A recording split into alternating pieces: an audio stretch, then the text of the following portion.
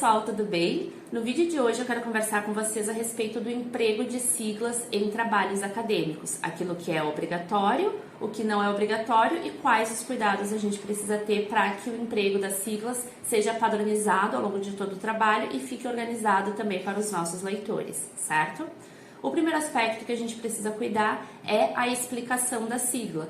A ABNT recomenda que a sigla seja explicada já na sua primeira ocorrência, tanto a ABNT quanto outros manuais também de escrita.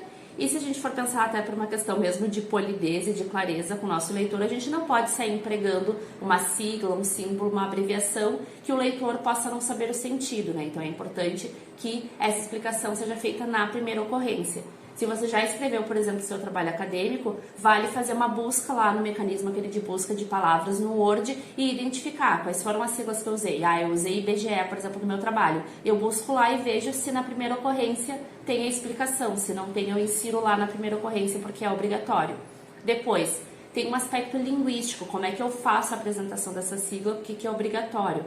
Pela ABNT, que a gente acaba utilizando, né, amplamente para organizar os nossos trabalhos, a recomendação é que esteja por extenso, primeiramente, e depois venha entre parênteses a sigla. Por exemplo, Instituto Brasileiro de Geografia e Estatística, entre parênteses, IBGE. Não é vírgula, não é travessão, não é qualquer outro sinal de pontuação.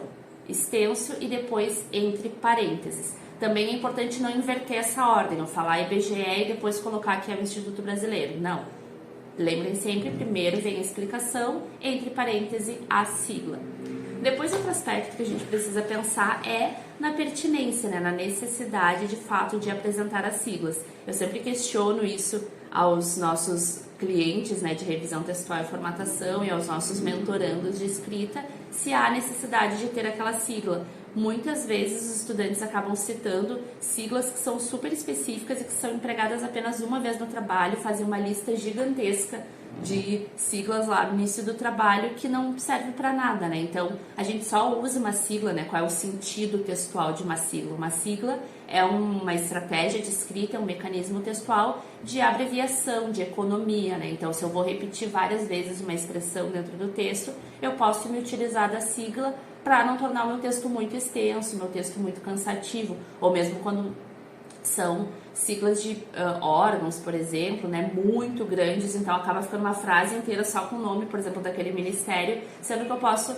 enxugar essa informação, facilitar a leitura para quem está lendo meu trabalho, colocando apenas a sigla, né, essa função textual de uma sigla. Mas só faz sentido, então, empregá-la se é algo que vai se repetir. Então, cuidem disso. Se a sigla não vai se repetir ao longo do trabalho, não tem necessidade de colocá-la, e não é porque aquela palavra tem uma sigla que necessariamente eu preciso empregá-la. Por exemplo, se eu vou citar no meu trabalho o Ministério da Educação apenas uma vez, eu vou dizer, o Ministério da Educação implementou a norma tal no ano de 1990 e ponto, não cito mais o Ministério da Educação no meu trabalho, eu não preciso colocar MEC ali do lado, por exemplo, porque não é algo que vai se repetir. Agora, se eu uso várias vezes, eu posso recorrer à sigla como um recurso para tornar o meu texto menos repetitivo, certo? Depois, já que eu toquei em listas, também é importante fazer essa observação. Pela BNT, as listas no início do trabalho não são obrigatórias. O que é obrigatório de lista é o sumário do trabalho que apresenta ali os capítulos, as seções. Entretanto, se eu opto por fazer, qual a recomendação, né? Eu crio listas específicas a partir de 3 itens. Se só tem 3 siglas no meu trabalho, eu não preciso fazer uma lista de siglas. Se eu tenho só 3 quadros, eu não preciso fazer a lista. Então, eu só faço lista se o meu trabalho tem um número significativo de elementos daquele termo. E, por fim, é importante lembrar que as listas do início do trabalho não são elementos obrigatórios, são elementos opcionais. E eles só se justificam se eu tenho mais de 3 elementos. Se eu só tenho 3 siglas, por exemplo, ao longo do meu trabalho, não é necessário fazer uma lista, né? Então, só a partir de 3 elementos. E, por fim, em relação às listas, né, que também se relaciona à questão das siglas, tem várias listas que eu posso unificar se eu tenho poucos elementos de cada tipo. Por exemplo, se eu tenho um quadro, uma tabela, um gráfico no meu trabalho, eu quero fazer uma lista, eu faço uma lista de ilustrações. Eu posso juntar, unificar todos eles numa única sigla. Mas a lista de siglas e de símbolos, ela precisa ser separada, porque vejam, ao contrário da lista de elementos gráficos, né, de quadros, de tabelas e etc., em que aparece o número da página ali, né, ela é um índice remissivo, né, a lista de siglas é uma lista explicativa, né, então não tem ali a página onde aparece a sigla, mas o seu significado, por isso que elas não podem ser misturadas.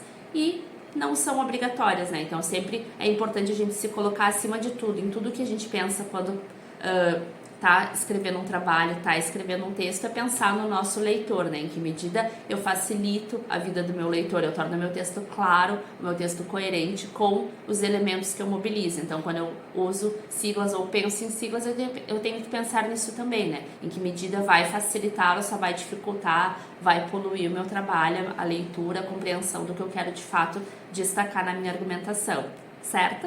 Até o próximo vídeo.